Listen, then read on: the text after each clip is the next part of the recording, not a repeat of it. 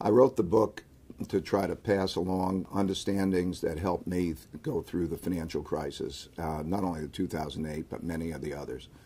You know, the same thing happens over and over again, and I think if individuals just look at them one by one and don't understand the patterns, that's a problem. I wrote this originally back way before the financial crisis, the last financial crisis. So really all I did was to put it together, and then now that we're at the 10th anniversary, I thought it was a good time to pass it along.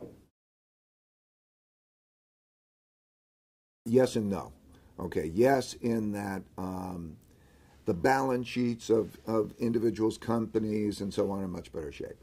The banks and the controls on bank behavior and shadow banking behavior are much better than they were before. There are certain regulations and certain protections that are in place now that are much better than before. But there's also been, in some ways, less freedom to be able to make decisions. I think you've got to realize that every one of them develops a riskiness that has never been happened before. You know, it's kind of like bacteria or viruses that they find their way of morphing and evolving to get around the system. And that's a phenomenon of lending because usually you create a banking or a group of institutions, usually we call banks, and you say we're going to regulate those and we're going to protect those.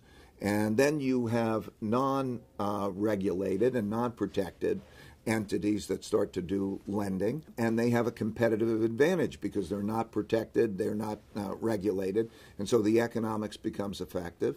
And then that new version of it gets lended, has a lot of lending, and the risks develop in that new way. And when they develop in that new way, new forms of dealing with them need to be developed when it comes along. So I think that we've protected more the areas that we understand and dealt with, such as the banking or the shadow banking that we've defined.